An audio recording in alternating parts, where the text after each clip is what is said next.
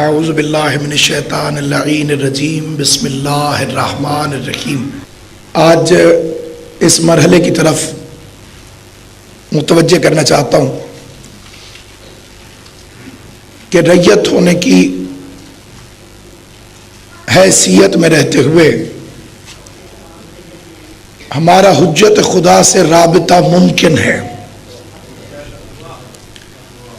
اس بارے میں ہمارے کچھ حضرات کی ایک ذاتی رائے ہے کہ کیونکہ ہم بڑے گنہگار ہیں تو ہماری آنکھیں امام کو کیسے دیکھ سکتی، تو عرض ہے کہ جتنوں نے امام کی زیارت کی وہ سارے معصوم نہ تھے، بلکہ اس سے پہلے بھی حجتوں کے سامنے مومن منافق سب آتے رہے اور سب خدا کی حجت کی زیارت کرتے رہے، یہاں تک کہ سرور انبیاء سے یہودیوں اور عیسائیوں نے ہاتھ تک ملائے۔ تو معلوم ہوا کہ یہ دلیل ناقص ہے کہ ہم اپنے گناہگار ہونے کی وجہ سے ان کو دیکھ نہیں سکتے۔ اس کے ساتھ ساتھ ایک مذہب کی پالیسی بھی ہے، اس پر بھی توجہ کرنا ضروری ہے۔ احکام کے بارے میں اگر کوئی فرد یہ کہے کہ میں نے مولا کی زیارت کی اور مولا نے مجھے یہ حکم دیا تم ایسا کرو، تو ایسا کہنے والے پر اعتبار نہیں کرنا چاہیے، کیونکہ امام جب ہدایت کرتا ہے تو کسی غیر معصوم سورس کو استعمال نہیں کرتا۔ یہ جتنے غیر معصوم اس زمانے میں اگر معتبر بن چکے ہیں، ظہور امام کے بعد ان کی کوئی حقیقت نہیں رہے گی، یا وہ لوگ جو یہ پیغام دینے کی کوشش کرتے ہیں کہ بے شک قرآن کچھ کہے، قول معصوم کچھ کہے، آپ میرے پیچھے چلیے، میں آپ کا ذمہ دار ہوں، تو یہ دونوں فکریں غلط ہیں۔ پہلے کوئی لاکھ کہتا رہے کہ میں ذمہ دار ہوں، جھوٹا ہے، کیونکہ قرآن نے کہا ہے کہ قیامت والے دن ہر کوئی اپنا بوجھ خود اٹھائے گا، کوئی کسی کا بوجھ اٹھانے والا نہیں ہوگا۔ دوسری بات، جسے آگے رکھا جاتا ہے اس کا معصوم ہونا ضروری ہے۔ آپ پہلی مرتبہ کسی علاقے میں گئے یا مجلسوں کے لیے علاقوں میں جاتے ہیں، ذاکر حسین سمجھ کر صاحب خانہ اصرار کرتا ہے قبلہ آپ آگے چلیے، اب جب قبلہ کو خود ہی نہیں پتا کہ کدھر جانا ہے تو وہ آگے ہو کے کرے گا کیا؟ آگے اسے رکھا جاتا ہے جسے خود رستہ معلوم ہو اور جیسے غلطی کا امکان نہ ہو۔ اس لیے مذہب اہل بیت میں غیر معصوم کی کبھی بھی کوئی حیثیت نہیں ہے۔ اس میں جو حیثیت ہے، مثلاً اگر کوئی بہت بڑا عالم دین آپ کے سامنے آئے تو اس کی عزت اس کے علم کی وجہ سے، اور علم بھی وہ جس میں کہے کہ اللہ نے یہ فرمایا یا قول معصوم کو پیش کرے۔ واحد مذہب ہے مذہب اہل بیت جس میں پرسنل اوپینین کی کوئی گنجائش نہیں ہے، ذاتی رائے کا عمل دخل نہیں ہے۔ جہاں کوئی کہے میرا خیال یہ ہے وہاں قیاس ہے، جہاں قیاس ہے وہاں شیطان بول رہا ہے۔ اگر کسی نے اپنے علم کا سکہ منوانا ہے تو یا اللہ کا قرآن پیش کرے یا معصوم کا فرمان پیش کرے۔ اعوذ باللہ من الشیطان اللعین الرجیم، بسم اللہ الرحمن الرحیم۔ اصول کافی جلد اول، صفحہ نمبر 144۔ حدیث نمبر 10، جس نے خدا اور رسول صلی اللہ علیہ وآلہ وسلم کے قول کو ترک کیا۔ یونس بن عبد الرحمن نے بیان کیا ہے کہ میں نے حضرت امام موسیٰ کاظم علیہ السلام کی خدمت میں عرض کیا، کس چیز سے خدا کی وحدانیت کا اقرار اور اس کی پرستش کرو؟ آپ علیہ السلام نے فرمایا، بدعت گزار نہ بنو، جس نے دین خدا میں اپنی رائے پر عمل کیا وہ ہلاک ہو گیا، اور جس نے اہل بیت علیہ السلام اور رسول خدا صلی اللہ علیہ وآلہ وسلم کو چھوڑ دیا وہ گمراہ ہو گیا، اور جس نے خدا کی کتاب اور رسول اللہ صلی اللہ علیہ وآلہ وسلم کے فرمان کو چھوڑ دیا اس نے کفر کیا۔ حدیث نمبر 11، اگر درست فتویٰ دیا تو اجر نہیں ملے گا۔ جناب ابو بصیر فرماتے ہیں کہ میں نے حضرت ابو عبداللہ علیہ السلام کی خدمت میں عرض کیا، اے مولا، بعض اوقات ہمارے سامنے ایسی چیزیں اور مسائل آتے ہیں جن سے ان کے بارے میں ہم کتاب خدا اور معصوم علیہ السلام کی سنت میں سے کچھ نہیں پاتے، پھر ان میں ہم اپنی نظر و رائے سے حکم دیتے ہیں، کیا یہ درست ہے؟ آپ نے فرمایا نہیں، اگر تو نے درست فتویٰ دیا تب بھی آپ کو اجر نہیں ملے گا، اور اگر غلطی کر دی تو نے خدا اور رسول کے خلاف جھوٹ بولا ہے۔ حدیث نمبر 14، قیاس والے قیاس سے علم حاصل کرنا چاہتے ہیں۔ ابو شیبہ نے بیان کیا ہے کہ میں نے حضرت ابو عبداللہ علیہ السلام سے سنا ہے، آپ علیہ السلام نے فرمایا، وہ جامع جو ہمارے پاس ہے جن کو رسول خدا صلی اللہ علیہ وآلہ وسلم نے لکھوایا اور علی علیہ السلام نے اپنے ہاتھوں سے لکھا، اس کے مقابل میں ابن شبرمہ کا علم کچھ بھی نہیں ہے بلکہ نابود ہے۔ یہ جامع وہ ہے جس میں دین کا کوئی حکم نہیں چھوڑا گیا، اس میں تمام حلال و حرام کا ذکر موجود ہے، جبکہ قیاس کرنے والے قیاس سے علم کو طلب کرتے ہیں اور قیاس فقط حق سے دور کرتا ہے۔ دین خدا قیاس سے درست نہیں ہوتا۔ حدیث نمبر 15، قیاس کیا جائے گا تو دین خدا ختم ہو جائے گا۔ جناب ابان بن تخلیب نے حضرت امام ابو عبداللہ علیہ السلام سے نقل کیا ہے کہ آپ نے فرمایا، اے ابان، سنت دین خدا میں قیاس نہیں ہے، کیا تو نہیں دیکھتا کہ عورت سے جو روزے ہیں اس کی حالت میں ترک ہو جاتے ہیں ان کی قضا اس پر واجب ہے، لیکن جو نماز اس سے ترک ہوئی ہے اس کی قضا واجب نہیں ہے۔ اے ابان، تحقیق سنت دین خدا میں جب قیاس کیا جائے گا تو دین خدا ختم ہو جائے گا۔ حدیث نمبر 16، تمہارا قیاس سے کیا تعلق؟ جناب عثمان بن عیسیٰ بیان کرتے ہیں کہ میں نے حضرت امام ابو الحسن موسیٰ الکاظم علیہ السلام کی خدمت اقدس میں قیاس کے بارے میں عرض کیا، آپ نے فرمایا، تمہارا قیاس سے کیا تعلق ہے؟ خدا سے کوئی سوال نہیں کر سکتا کہ اس نے کوئی چیز حلال کیوں کی ہے اور دوسری حرام کیوں۔ حدیث نمبر 17، قیاس والا پیشہ اشتباہ میں رہے گا۔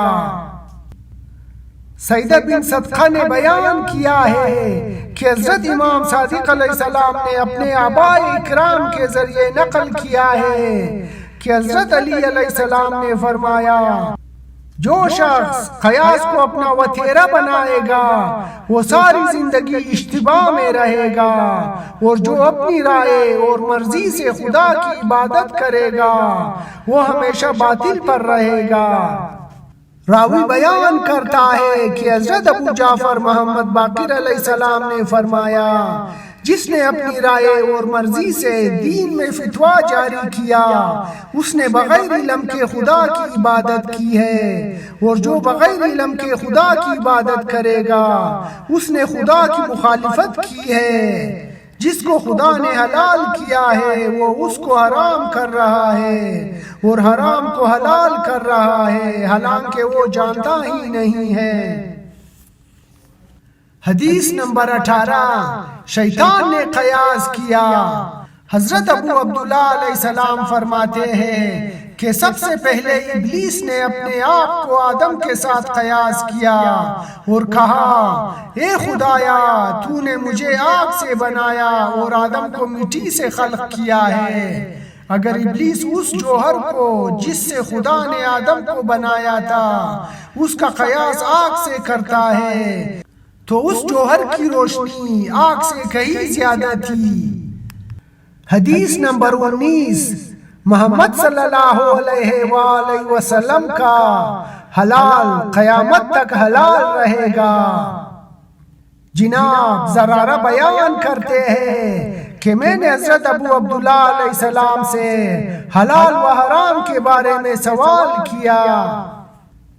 آپ علیہ السلام نے فرمایا، محمد صلی اللہ علیہ وآلہ وسلم کا حلال کردہ قیامت تک حلال رہے گا اور آپ کا حرام کردہ قیامت تک حرام رہے گا، اور رسول خدا صلی اللہ علیہ وآلہ وسلم کے حکم کے علاوہ کوئی حکم نہیں ہے، اور رسول اللہ صلی اللہ علیہ وآلہ وسلم کے بعد کوئی رسول نہیں آئے گا۔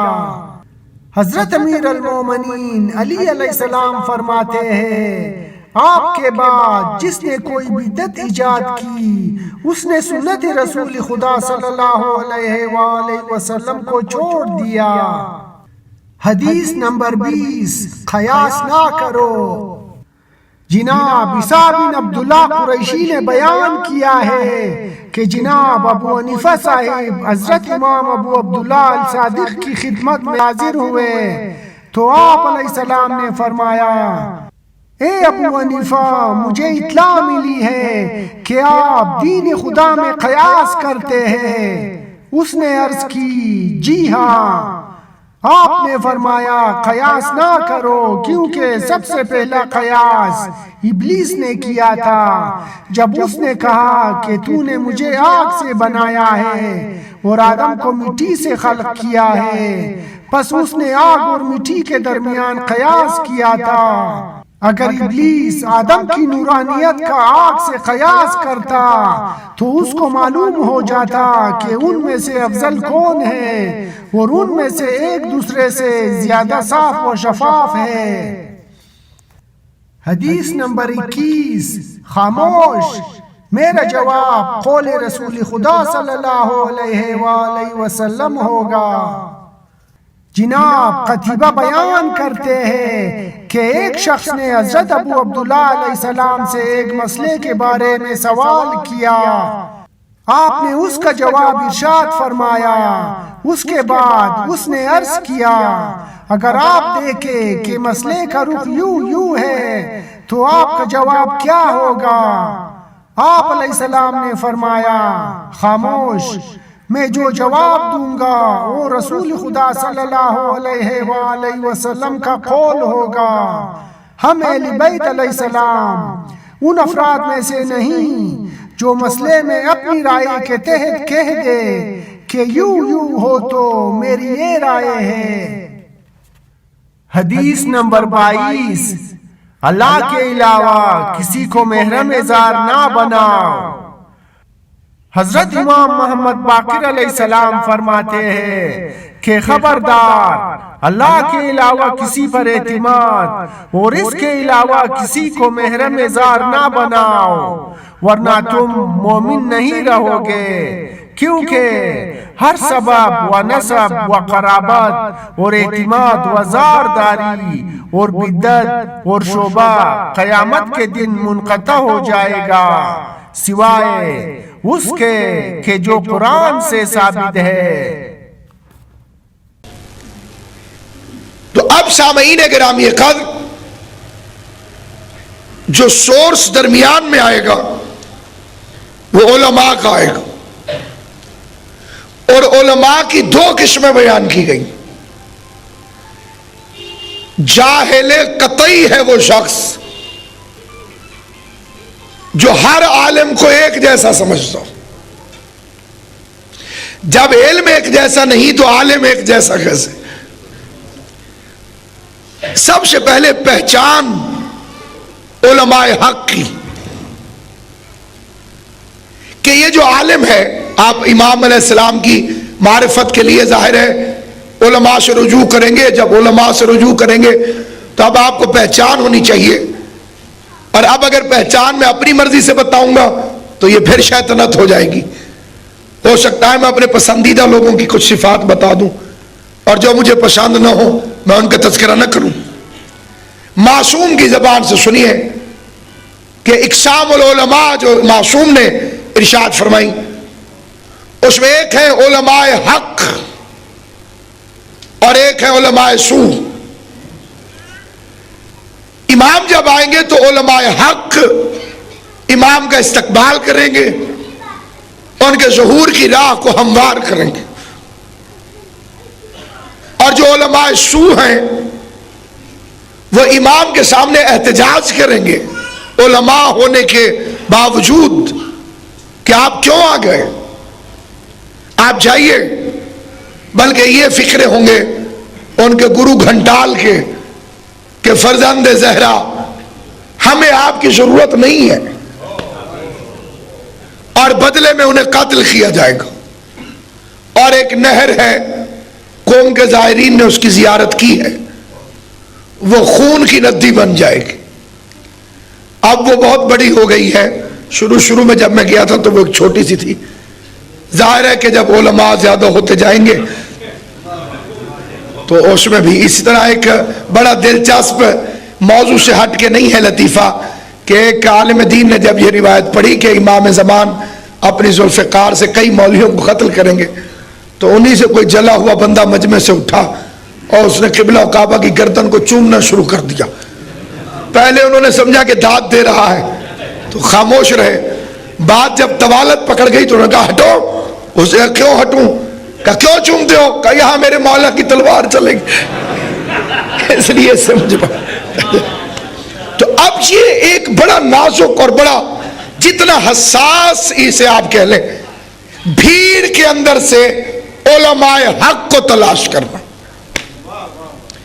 امیر المومنین، یہ حدیث ہے من لا یحضر الفقیہ، جلد 4 کے اندر امام نے فرمایا کہ میں تمہیں علماء کی نشانی بتانا چاہتا ہوں کہ ان کی قسمیں 2 ہیں۔ ایک وہ کہ جن کی محفل میں خوف خدا اس کی دعوت دی جاتی،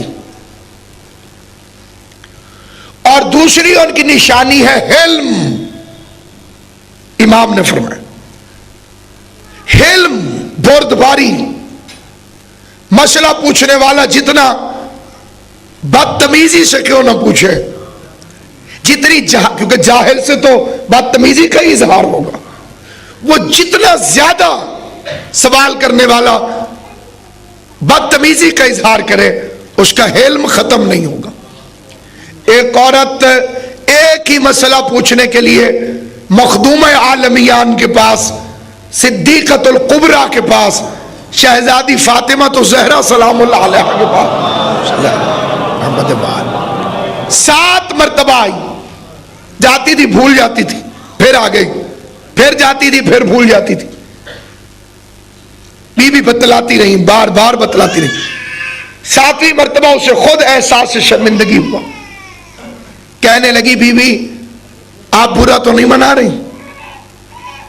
تو شہزادی نے سمجھانے کے لیے ایک فقرہ فرمایا کہ اگر کوئی کسی سے کہے کہ سونے کا ڈھیر اٹھا لو، وہ ایک اٹھا لے، پھر کہے دوسرا بھی اٹھا لو، تیسرا بھی اٹھا لو، 7واں بھی اٹھا لو، تو وہ برا محسوس تو نہیں کرے گا۔ یہی خدا نے مسئلہ بتانے والے کے لیے اجر رکھا ہے۔ اگر کوئی جانتا ہے اس سے پوچھا جائے اور وہ اس کا جواب دے. یہاں امیر المومنین کی ایک حدیث ہے، اگر لوگ وہاں پہ رک جاتے جس کے آگے نہیں جانتے تو اختلاف نہ ہوتا. اختلاف پیدا ہوا ہے، ہم نے جسے عالم سمجھ کے مسئلہ پوچھا اسے آتا نہیں تھا، اس نے پلے سے بتا دیا. اب اگر اس نے جہالت سے بتایا تو سزا تھوڑی ملے گی. بغض علی میں بتایا. کچھ لوگ مشن کے تحت کام کرتے ہیں، ان کا مشن ہوتا ہے، لہذا ایک تحریک، ایک موومنٹ جس کا مستقل بنیادوں پر سراغ موجود ہے، شروع کی گئی کہ آل محمد کو اپنے جیسا ثابت کر دو.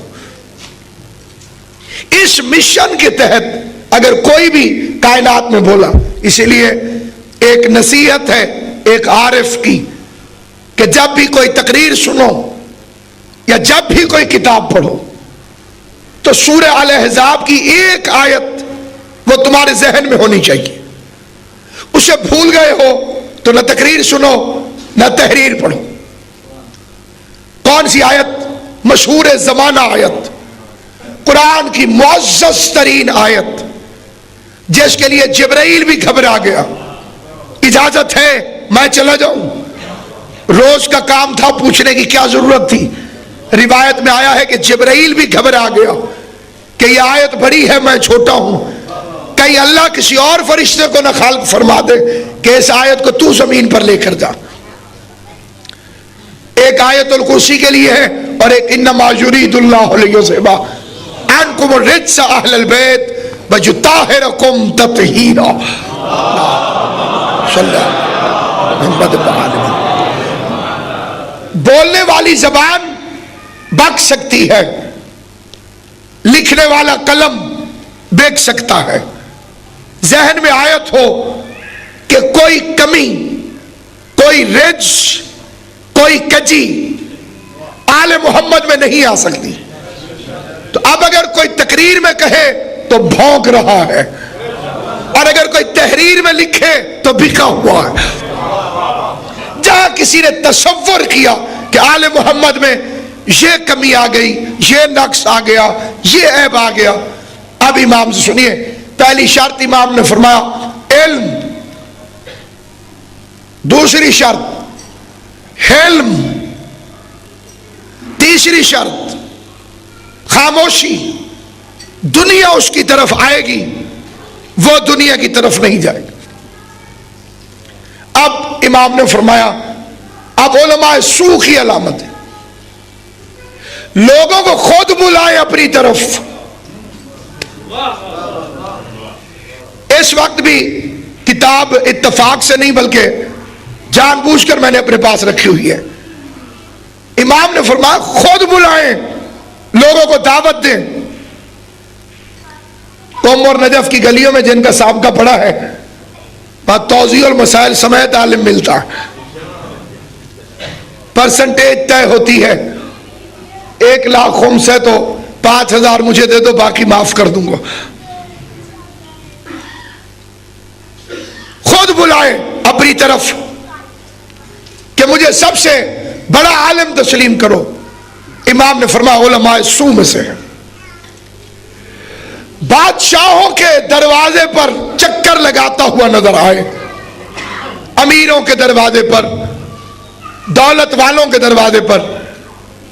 امیر المومنین نے فرمایا جب تم دیکھو کہ تمہارے علماء حکمرانوں کے دروازوں پر جا رہے ہیں تو خبردار ان سے دین نہ لینا، اس لیے کہ وہ سگان دنیا بن چکے، دنیا کے کتے جو ہرس اور لالچ میں جہاں ہڈی دیکھتے ہیں وہاں پہنچ جاتے. دوسری بتائی کہ بادشاہوں کے دروازے پر، دوسری بتائی امام نے اپنے سے زیادہ علم والوں سے جھگڑے پر تلا رہے،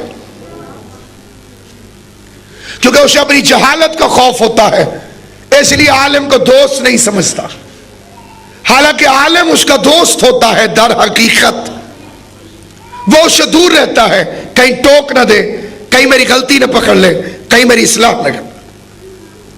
تیسری صفت امام نے بتائی، اپنے علم کے ذریعے سے ظالموں کی مدد کرتا ہوں، جو ظالم کی مدد کرے۔ امام سے پوچھا گیا مولا ظلم کیا ہے؟ فرمایا ان الشرک لظلم عظیم، قرآن نے کہا ہے کہ عظیم ترین ظلم شرک ہے۔ زازان کہتا ہے مولا میں نے تو کوئی دنیا پرست عالم بھی نہیں دیکھا جو کوئی دوسرا خدا بناتا ہو، پھر علماء میں شرک کہاں سے آ گیا؟ امام نے فرمایا اللہ نے علی کو ولایت کے ساتھ ممتاز کیا، جو علی کی ولایت کو چھوڑے وہ مشرک ہے۔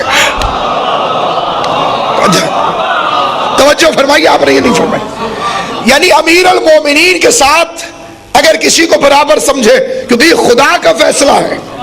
امیر المومنین، ہمیں مولا علی نے کہا ہے کہ آپ علی ولی اللہ پڑھیے، خدا کی قسم نہیں کہا، ہمیں رسول نے نہیں کہا، ہمیں رسول نے بتایا ہے۔ زبان مصطفیٰ کی تھی، پیغام کبریا کا تھا۔ تو اب اگر کوئی ولایت امیر المومنین سے فرار کرے، حضرت کی ولایت سے کوئی فرار کرے، تو امام نے فرمایا وہ مشرک ہے، اور جو مشرک ہے وہ ظالم ہے، اور جو ظالم ہے وہ علماء سو میں سے ہے۔ جو ولایت امیر سے منع کرے علماء سو میں سے ہے، لہذا اس سے محفوظ رہو۔